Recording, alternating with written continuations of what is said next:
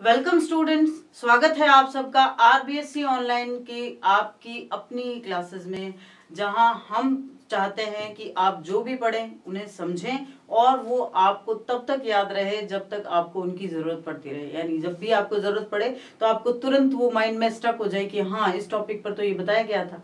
ठीक है, तो हम पढ़ रहे हैं क्लास 11th पॉलिटिकल साइंस का फर्स्ट चैप्टर कि संविधान क्यों और कैसे।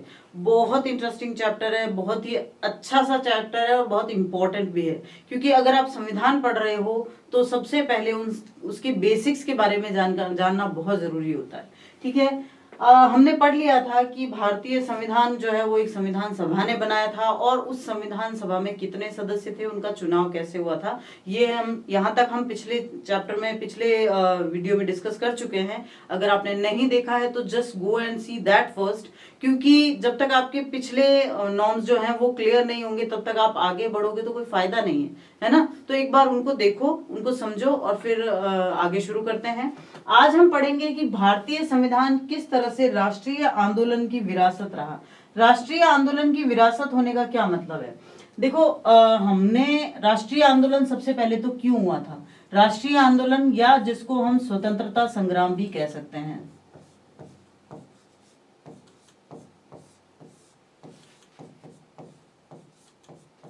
भारत का राष्ट्रीय आंदोलन जिसको हम स्वतंत्रता संग्राम भी कह सकते हैं, सही मायनों में कहा जाए तो ये 1857 से शुरू हुआ था और 1947 में खत्म हुआ था। यानी कि 90 साल हमारे देश में राष्ट्रीय आंदोलन चला और फिर कहीं जाके हमें जो है हमारी आजादी मिली थी। अब ये राष्ट्रीय आंदोलन चला क्यों था? अब हम क्यों हमारे संविधान को राष्ट्रीय आंदोलन की विरासत कह रहे हैं? इसके कई कारण हैं। इसका सबसे पहला कारण तो है कि हमने जब गुलामी का दंश झेला था तो बहुत सी हमारे साथ परेशानियां हुई थी, जिनमें सबसे बड़ी चीज थी असमानता। अंग्रेजों ने हमेशा अपने से हमें नीचे समझा, हमेशा हमारे साथ दोगला व्यवहार किया, हमारे निचले स्तर का व्यवहार किया और इस वजह से असमानता के जो दंश को हमने भोगा है। फिर दूसरा, जो गुलामी हमने भोगी है, उसके बाद में भेदभाव जो हमारे साथ किया गया था, फिर धार्मिक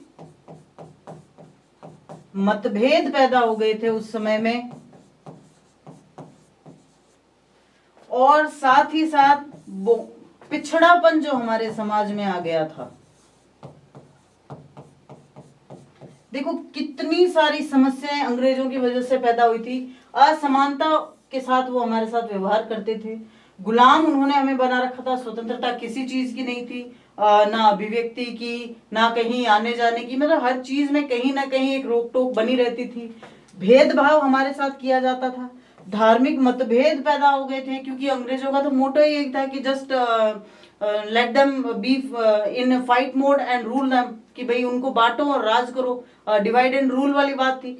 तो वो डिवाइड एंड रूल के चक्कर में हम एक दूसरे से लड़ बैठे थे, चाहे वो धार्मिक हो चाहे जातीय हो, हमारे देश में बड़े मतभेद पैदा हो गए थे और पिछड़ापन तो आ ही गया था। बहुत हमसे लूटा उन्होंने, सोने की चिड़िया जो भारत कहलाता था उसको उन्होंने बिल्कुल कंगाल करके रख दिया था। तो ये जो सारी की सारी हमने भुगती है चीजें, हम हमारे संविधान निर्माता कभी भी ये नहीं चाहते थे कि ये सारी चीजें भारतीय जनता को फिर से भुगतनी पड़े, जनता इनका सामना ना करे, जनता इनका सामना ना करे। जब हमारा राज है भाई, जब विदेशियों का राज था तब तो हमने इनका सामना किया, लेकिन अब जब हमारा राज है, हमारी शासन व्यवस्था है, तो क्यों जनता फिर से वही सब चीजें भुगते? और इसीलिए संविधान में जो हमारे मूल अधिकार दिए गए हैं, संविधान की जिस तरह से संरचना की गई है, संविधान की जो प्रस्तावना है, उससे अपने आप पता चलता है कि भारत में असमानता नहीं है, भारत में स्वतंत्रता दी गई है, भारत में कहीं किसी से कोई भेदभाव नहीं होता, भारत में जो है बिल्कुल सेक्युलरिज्म अपनाया गया है, धर्मनिरपेक्षता अपनाई गई है। भारत में जो पिछड़े हैं उनको आगे लाने के लिए आरक्षण की व्यवस्था करके और उनको आगे लाने की पूरी व्यवस्था की गई। यानी सब कुछ, ये जो सारी समस्याएं हमने झेली थी, उन सारी समस्याओं से निजात जनता को मिल सके, इसलिए इस तरह के जो भी संविधान में है वो इस प्रकार के कानून रखे गए हैं, इस प्रकार की धाराएं रखी गई है। और इसीलिए कहा जाता है कि हमारा भारतीय संविधान जो है वो क्या है, हमारे राष्ट्रीय आंदोलन की विरासत है। क्योंकि हमारा ये जो स्वतंत्रता संग्राम है, इससे हमने यही सीख ली है कि जनता को इस प्रकार की किसी भी समस्या का सामना नहीं करना पड़े, और इस प्रकार के जो हमने दंश भोगे हैं वो दंश जनता को नहीं भोगना पड़े। दूसरी बात यह है कि जो सरकार बनाई गई हो, जो सरकार बनेगी, देखो संविधान में सबसे बड़ी चीज ये भी तो दी हुई होती है कि देश में सरकार किस प्रकार बनेगी, सरकार के अंग कौन कौन से होंगे। सरकार के जो अंग हैं उन पर इस प्रकार से एक दूसरे का कंट्रोल होता है कि वो तीनों अंग, चाहे वो व्यवस्थापिका हो,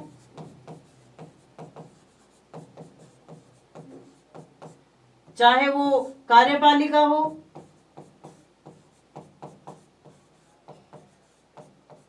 और चाहे वो न्यायपालिका हो,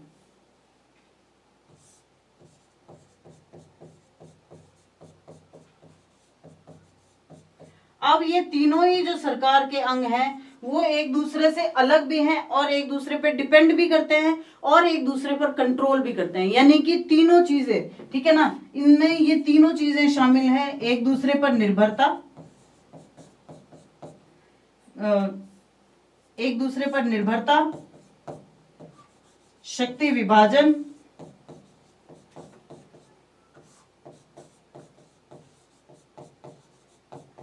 और तीसरा नियंत्रण। कोई भी जो अंग है वो एक दूसरे को ना जो है एक दूसरे से हटके काम नहीं कर सकता, एक दूसरे के साथ उनकी निर्भरता है, एक दूसरे से उनका शक्ति विभाजन भी कर दिया गया है ताकि अपने अपने काम आराम से कर सके, और एक दूसरे पर नियंत्रण भी दिया गया है ताकि कोई भी जो अंग है वो अपने आप को स्वेच्छाचारी नहीं बना सके, यानी कि भारत फिर से गुलाम ना हो। और यही सब चीजें जो हमारे संविधान में शामिल की गई हैं, इसकी वजह से हमारा भारतीय संविधान क्या कहलाता है, ये हमारे राष्ट्रीय आंदोलन की विरासत कहलाता है। ठीक है, अब संविधान सभा जो थी, औपचारिक रूप से एक संविधान सभा ने संविधान को बनाया, संविधान को संविधान सभा ने बनाया।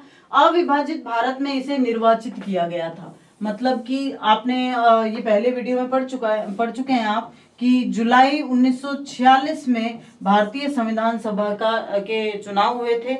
लेकिन हुआ क्या था, इसकी पहली बैठक जो हुई थी वो 9 दिसंबर 1946 को हुई थी। दिसंबर 1946 में पहली बैठक और जुलाई में इसके चुनाव हो गए थे। लेकिन फिर क्या हुआ, फिर 14 अगस्त 1947 को अविभाजित भारत के संविधान सभा में इसकी फिर से बैठक हुई। क्यों हुई, क्योंकि जब भारत आजाद हो गया था उस समय अंग्रेजों ने क्या कहा भारत को आजादी देते वक्त कि अब हम भारत से जा रहे हैं, अब भारत और पाकिस्तान नाम के दो देश होंगे, जो जाना चाहे वो जो राज्य पाकिस्तान में जाना चाहे वो पाकिस्तान में जा सकता है, जो भारत में रहना चाहे वो भारत में रह सकता है, और जो अपने आप को स्वतंत्र करना चाहे वो स्वतंत्र हो सकता है। मतलब उन्होंने सिर्फ हमारा देश नहीं छोड़ा बल्कि हमारे देश को पंगु बना के छोड़ दिया। ये जो अविभाज्य और साम्राज्य भारत था, अविभाज्य पूरा भारतीय महाद्वीप जो था, अगर ये सब भारत के हिस्से होते तो आज शायद भारत इस विश्व में एक ध्रुवीय शक्ति बना होता। लेकिन उन्होंने भारत को पंगु बना दिया, भारत के टुकड़े कर दिए, और इसी विभाजन के साथ ही संविधान सभा भी विभाजित हो गई। क्यों, क्योंकि जो चुनाव हुए थे वो तो अविभाजित भारत में हुए थे, जिसमें पूर्वी पाकिस्तान और पश्चिमी पाकिस्तान के भी सदस्य थे। लेकिन जब अब वो देश ही अलग बन गया तो उनके लोग हमारे संविधान क्यों बनाएंगे, ठीक है ना। तो संविधान सभा के सदस्य 1935 में स्थापित प्रांतीय विधानसभाओं के सदस्यों द्वारा अप्रत्यक्ष विधि से चुने गए थे। ये आपको मैंने बता दिया था कि 1935 में क्या हुआ था, 1935 में गवर्नमेंट ऑफ इंडिया एक्ट आया था, ठीक है ना, भारत सरकार अधिनियम। और उस अधिनियम में जिस तरह चुनाव की बात की गई थी वैसे ही चुनाव यहाँ करवाए गए थे। संविधान सभा की रचना लगभग उसी योजना के अनुसार हुई जिसे ब्रिटिश मंत्रिमंडल की एक समिति कैबिनेट मिशन ने प्रस्तावित किया था। आपको ये भी बताया जा चुका है कि कैबिनेट मिशन के 3 सदस्य थे, जो एक तो क्रिप्स थे, क्रिप्स मिशन वाले, ठीक है ना, और अलेक्जेंडर थे और पैथिक लॉरेंस, ये 3 सदस्य थे कैबिनेट मिशन में। और इसकी योजना क्या थी? इसकी योजना ये थी कि प्रत्येक प्रांत, देशी रियासत या रियासतों के समूह को उनकी जनसंख्या के अनुपात में सीट दी जाए। मोटे तौर पर 10 लाख की जनसंख्या पर एक सीट का अनुपात रखा गया। परिणाम स्वरूप ब्रिटिश सरकार के प्रत्यक्ष शासन वाले प्रांतों से 292 सदस्य चुने गए और देशी रियासतों से 93 सीटें आवंटित की गई थी, और 4 जो थे वो सीधे ब्रिटिश सरकार के अंडर में जो राज्य थे वहां से चुने गए थे, ये भी हम पढ़ चुके हैं। प्रत्येक प्रांत की सीटों को 3 प्रमुख समुदायों, मुसलमान, सिख और सामान्य से उनकी जनसंख्या के अनुपात में बांट दिया। मतलब यहां भी उन्होंने क्या किया, यहां भी उन्होंने भारत को जातीय आधार पर तोड़ने की, धार्मिक आधार पर तोड़ने की कोशिश की थी। प्रांतीय विधानसभाओं में प्रत्येक समुदाय के सदस्यों ने अपने प्रतिनिधियों को चुना और इसके लिए उन्हें समानुपातिक प्रतिनिधित्व और एकल संक्रमणीय मत पद्धति का प्रयोग किया गया। अभी आपको बताते हैं कि क्या होता है समानुपातिक प्रतिनिधित्व और एकल संक्रमणीय मत पद्धति। देशी रियासतों के प्रतिनिधियों के चुनाव का तरीका उनके परामर्श से तय किया गया, उनको नॉमिनेट करने की भी छूट दे दी गई थी। Formally, a constituent assembly formed the constitution which was elected in undivided India.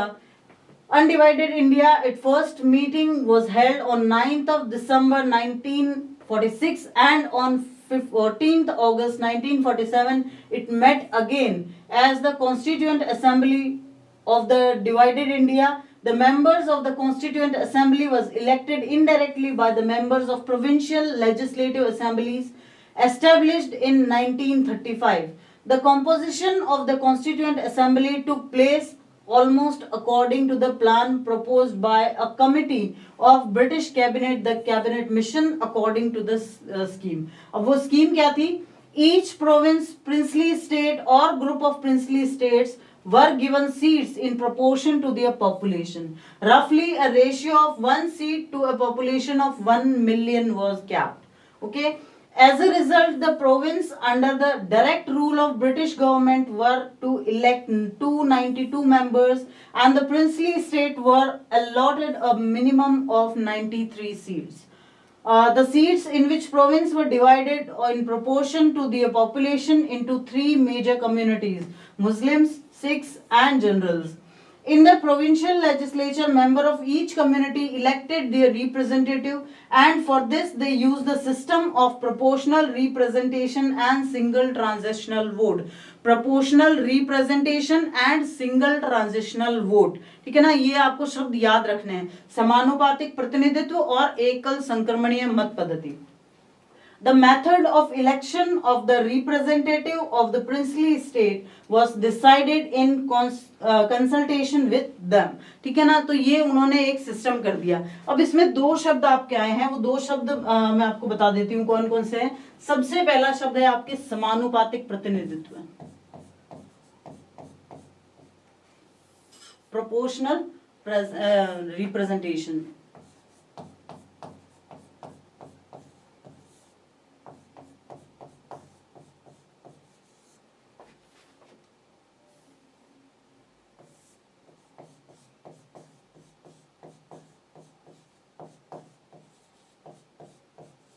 अब देखो, कुछ तो आपको शब्दों से भी अंदाजा लग जाता है। प्रतिनिधित्व यानी वो जो आपको रिप्रेजेंट कर रहा है, ठीक है ना। सम अनुपात, ये 2 शब्दों से बना है, सम अनुपात, यानी कि जितने भी लोग हैं उनको समान अनुपात में उनको जो है प्रतिनिधित्व मिल जाए। यानी कि अगर किसी जगह पर समझ लीजिए किसी एक धर्म विशेष का जनसंख्या ज्यादा है, किसी एक धर्म विशेष की जनसंख्या ज्यादा है, तो उसको जो है उसके वोट्स या उसके जो व्यक्ति जो खड़े हो रहे हैं उनको ज्यादा महत्व दिया जाएगा कि हाँ, मान लीजिए किसी एक जगह पर, किसी विशेष जगह पर 60% लोग जो हैं वो एक धर्म के हैं और 30% एक धर्म के हैं और 10% एक धर्म के हैं। तो ऐसे में जो 60% वाले लोग थे उस समय, वो जिस भी धर्म से बिलोंग करते हो, ये कहा गया कि उनको ज्यादा प्रतिनिधित्व दिया जाए। वहीं दूसरी जगह अगर ये रेशियो उल्टा है, तो उनको ज्यादा प्रतिनिधित्व दिया जाए, तो इसको कहते हैं समानुपातिक प्रतिनिधित्व। लेकिन मुश्किल शब्द क्या है? एकल संक्रमणीय मत पद्धति, सिंगल ट्रांजिशनल वोट सिस्टम।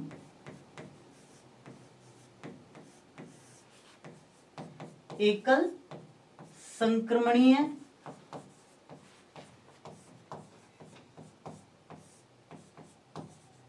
मत पद्धति, सिंगल ट्रांजिशनल वोट सिस्टम। देखो, एक एकल यानी एक, सिंगल, ठीक है। संक्रमणीय यानी ट्रांजिशन। ट्रांजिशन का मतलब क्या होता है? ट्रांजिशन का मतलब जिसको लिया या दिया जा सके, ठीक है ना। संक्रमण आप समझते हो, संक्रमण आप इस पीढ़ी में हो, आप इन 2 सालों में संक्रमण का जितना मतलब समझे होगे उतना तो शायद कोई नहीं समझा होगा, है ना। तो संक्रमण यानी एक दूसरे के पास ट्रांसफर होना, ठीक है। और मत पद्धति यानी वोटिंग सिस्टम। तो अब एकल संक्रमणीय या सिंगल ट्रांजिशनल का क्या मतलब होगा? समझिए कि किसी जगह 4 जने खड़े हैं, ठीक है ना। एक का नाम ए है, एक का नाम बी है, एक का नाम सी है और एक का नाम डी है, ठीक है। और वोट देने वाले हैं 6 जने। अब 6 जनों ने क्या किया? इन चारों को वोट देने के लिए उसने ये कहा कि बी में ए मेरी फर्स्ट चॉइस है, बी मुझे चाहिए थर्ड चॉइस पे, सी मुझे चाहिए फोर्थ चॉइस पे और डी मुझे चाहिए सेकंड चॉइस पे। इसने चॉइसेस ले ली, ठीक है। अब 6 जनों की चॉइसेस मिल गई।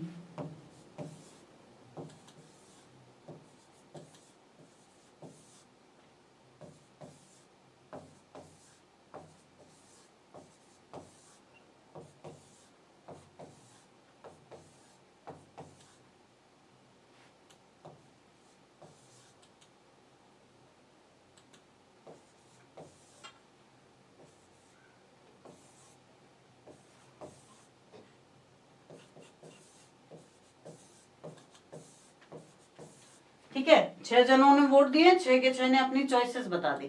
अब इस चॉइस में, इसमें आप टेबल में अच्छे से समझ सकते हो कि पहली चॉइस किसे सबसे ज्यादा मिली है।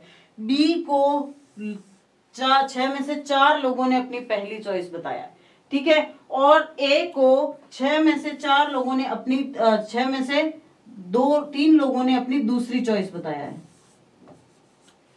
ठीक है। और डी को 6 में से 4 लोगों ने अपनी चौथी चॉइस बताया।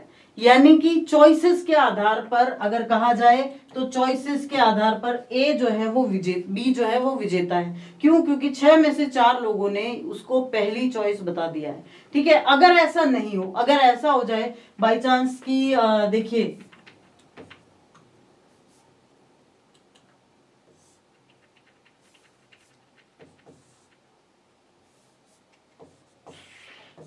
अब उसे 3 ही वोट मिले, तो ऐसे में क्या होगा? ऐसे में काउंट किया जाएगा कि सेकंड चॉइस किसको ज्यादा मिली है। लेकिन सेकंड चॉइस भी क्या है? ए को 3 बार ही मिली है, फिर थर्ड चॉइस काउंट की जाएगी। तो इस प्रकार से वोट्स जो है वो एक दूसरे को ट्रांसफर कर दिए जाते हैं, उसको कहते हैं एकल संक्रमणीय मत पद्धति या सिंगल ट्रांजिशनल वोट सिस्टम। तो ये अनुपातिक प्रतिनिधित्व की एकल संक्रमणीय मत पद्धति होती है। इस पद्धति से ही सभी सदस्यों का चुनाव किया गया था। अब संविधान सभा का स्वरूप कैसा था? देखिए, बिल्कुल वैसी ही बैठकें होती थी जैसी आज हमारी संसद की होती है, जो लोकसभा राज्यसभा की बैठकें होती है। आप टीवी पर देखते होंगे, पिक्चर्स देखी होगी आपने, बिल्कुल वैसी ही इनकी सिटिंग्स, इनकी मीटिंग्स होती थी जहां पर ये विचार विमर्श करते थे। और ये जो आपको दिखाई दे रहा है, ये संविधान सभा की जो जिसको कह सकते हैं ऑथोराइज्ड सील थी। उस समय से पहले जब हमारा देश आजाद नहीं हुआ था, उस समय तक, जब तक कि हमारे देश में विभाजन नहीं हुआ था, तब तक ये हमारे संविधान सभा की सील थी। सील किसको कहते हैं? जो ऑथोराइज्ड मोहर होती है, जो एक बार लग जाने के बाद वो चीज ऑथोराइज्ड हो जाती है, वो ये थी। जिसमें अखंड भारत आपको दिखाई दे रहा है और हाथी। तो अखंड भारत हमारी अखंडता का परिचायक था और हाथी हमारी शक्ति का परिचायक था। और यहाँ लिखा हुआ है कॉन्स्टिट्यूएंट असेंबली इंडिया, ठीक है ना। तो ये वो सील थी, वो स्टाम्प था जो हमारे अखंड भारत की संविधान सभा की ऑथोराइज्ड सील थी, ठीक है। 3 जून 1947 को की योजना के अनुसार, अब जो हमारे भारत की योजना बनी थी, भारत को आजादी की योजना, वो कब बनी थी? वो 3 जून 1947 को बनी थी। ये चीजें आपको याद रखनी है, माइनर सी चीजें हैं। 3 जून 1947 की योजना के अनुसार विभाजन के बाद वे सभी प्रतिनिधि संविधान सभा के सदस्य नहीं रहे जो पाकिस्तान के क्षेत्रों से चुनकर आए थे। ये देखिए, ये जो हिस्सा है ये पाकिस्तान में चला गया था, ठीक है, ये हिस्सा, और यहां से बांग्लादेश का ये हिस्सा। तो यानी कि ये हिस्सा, इस हिस्से से जो भी लोग चुनकर आए थे अब वो हमारी संविधान सभा के सदस्य नहीं रहे। संविधान सभा के वास्तविक सदस्यों की संख्या घटकर 299 रह गई थी। इनमें से जब हमारा संविधान अंगीकृत किया गया था 26 नवंबर 1949 को, तो कुल 284 सदस्य उपस्थित थे और इन्होंने ही अंतिम रूप से पारित संविधान पर हस्ताक्षर किए थे।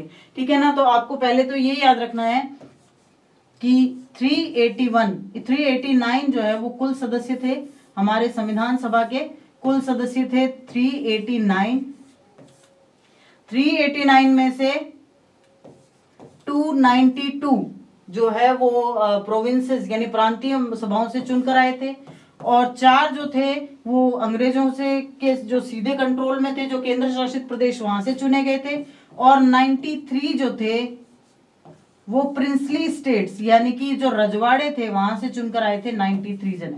अब ये थे 389, लेकिन जब 3 जून 1947 को ये योजना पारित हो गई कि अब भारत का विभाजन कर दिया जाएगा, उस समय जो सदस्य बचे वो थे 299।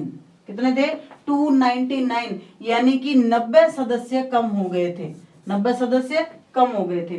ठीक है। और उसके बाद हमारे संविधान को जो अंतिम रूप कब दिया गया था, हमारा संविधान बनकर तैयार कब हुआ था? 26 नवंबर 1949 को। लेकिन लागू कब हुआ था? 26 जनवरी 1950 को। ये आपको याद रखना है, ये 2 महीने का फासला रहा था। ठीक है ना। 26 नवंबर 1949 को हमारा संविधान बनकर तैयार हुआ और 26 जनवरी 1950 को हमारा संविधान लागू हुआ था। इस दिन इन पर हस्ताक्षर कर दिया गया और ये कहा गया कि ये हमारे देश की अंतिम सत्ता है। ठीक है। और लेकिन लागू जो है वो 26 जनवरी 1950 को किया गया था।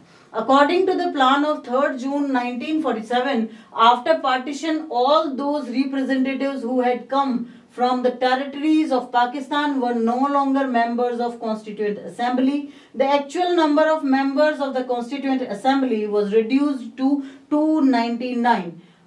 Of these, a total of 284 members were present on November 26, 1949. It was he who gave his signature on the finally passed constitution.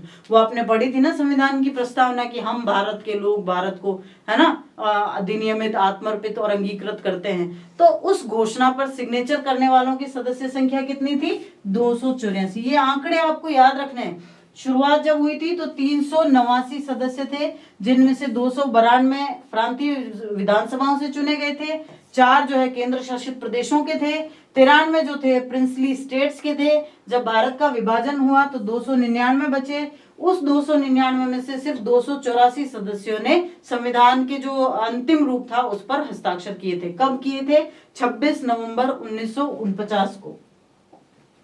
ठीक है। अब हमारे संविधान की जो सभा थी उसकी कामकाज की शैली क्या थी, किस तरह से काम होता था? सबसे पहला जो काम होता था, ये देखो, इसी तरह से कानून बनते थे जैसे हमारे आज के टाइम में बनते हैं। आज के टाइम में कानून बनाने का क्या तरीका है? आज के टाइम में कानून बनाते हैं तो पहले क्या किया जाता है? पहले प्रस्ताव पेश किया जाता है। पहले प्रस्ताव पेश किया जाता है,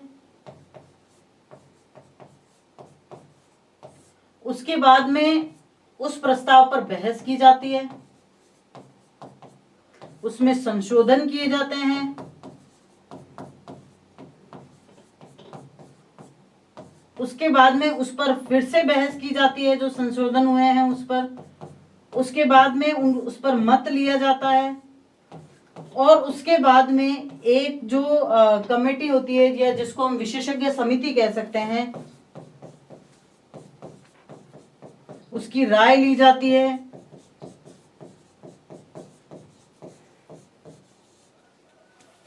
विशेषज्ञ समिति द्वारा जांच, और उसके बाद फिर वापस मतदान होता है और फिर वो पास माना जाता है। तो देखो कितने सारे जो है वो स्टेप से गुजरने के बाद एक चीज कानून बनती है। तो सोचिए कि जब हमारा पूरा का पूरा संविधान निर्मित किया गया था तो कितनी सारी बहस, कितने सारे जो है मतांतर हुए होंगे, लेकिन उन मतांतरों से जो निकल के आया वो दुनिया का बेहतरीन संविधान था। एक छोटा सा एग्जांपल देती हूँ कि हमारे संविधान का जो हमारा संविधान जो है विश्व के सबसे वृहद, सबसे बड़े संविधान में से है। हमारे संविधान में जब बना था उस समय 395 आर्टिकल्स थे, 395 अनुच्छेद थे हमारे मूल संविधान में। 395 अनुच्छेद का क्या मतलब होता है? देखो एक एक अनुच्छेद की बहुत शानदार व्याख्या की हुई होती है, तो उसके कई सारे भाग, उपभाग, ये सब होते हैं। तो 395 अनुच्छेद उस समय थे, लेकिन कहा यह जाता है कि इन 395 में से सिर्फ एक अनुच्छेद ऐसा था जिस पर हमारे संविधान सभा में बहस नहीं की गई थी। और वो क्या था वो अनुच्छेद? वो अनुच्छेद था सार्वभौमिक मताधिकार का।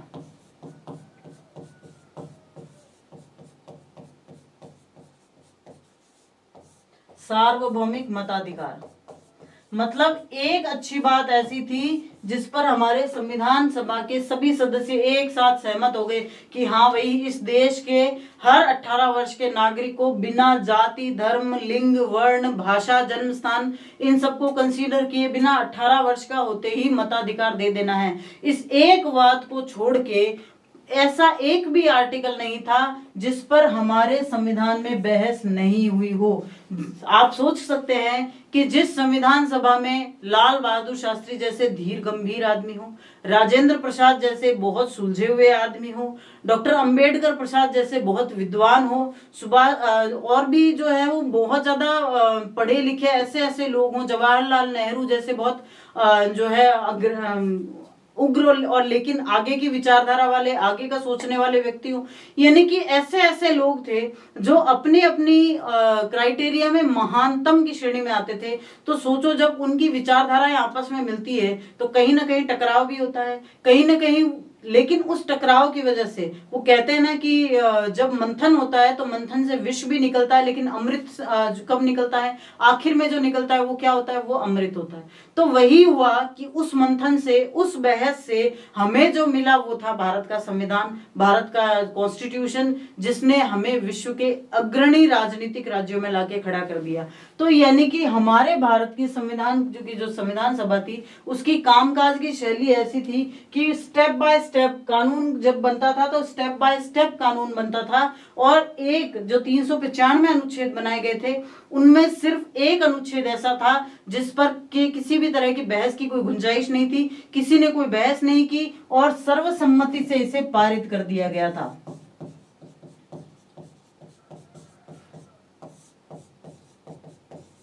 सर्वसम्मति से इसे पारित कर दिया गया। सर्वसम्मति का मतलब होता है कि अगर संविधान सभा में उस समय मान लीजिए 299 में से अगर 290 जने भी बैठे हो तो एक ने भी ये नहीं कहा कि नहीं इन लोगों को या इस कम्युनिटी को, इस समुदाय को वोट देने से अलग रखा जाना चाहिए, बिल्कुल नहीं। ना ये देखा गया कि कौन गरीब है, कौन अमीर है, ना ये देखा गया कि कोई औरत है, आदमी है, ना ये देखा गया किस धर्म का है, जाति का है, लिंग का है, कुछ नहीं देखा गया। सिर्फ ये कहा गया कि अगर कोई व्यक्ति 18 साल से ऊपर का है और वो पागल नहीं है, दिवालिया नहीं है, तो उसे वोट देने का अधिकार है, उसे समान रूप से भारतीय राजनीति में हिस्सा लेने का अधिकार है। इस एक बात के अलावा कोई बात ऐसी नहीं थी जिस पर बहस नहीं हुई हो, मतदान नहीं करवाया गया हो, झगड़े नहीं हुए हो, मतभेद नहीं हुए हो और फिर अंत में बहुत अच्छी चीज या बहुत शानदार जो है आर्टिकल्स निकल के आए। तो ये थी संविधान सभा के काम करने की शैली। तो आज की वीडियो में बस इतना ही। हमने बहुत अच्छी बातें जानी भारतीय संविधान के बारे में, किस तरह से इसका निर्माण हुआ। अभी भी थोड़े बहुत सर्टेन इंपॉर्टेंट टॉपिक्स बाकी है जिन पर हम अगले वीडियो में डिस्कशन करेंगे। तब तक के लिए आप पढ़ते रहिए और अगर कोई चीज आपको कंफ्यूज कर रही है, अगर कोई चीज जिसके लिए आप क्यूरियस हैं, you just want to know about them, then go and write in the comment box below. I'll definitely try to resolve all your problems. तब तक के लिए thank you.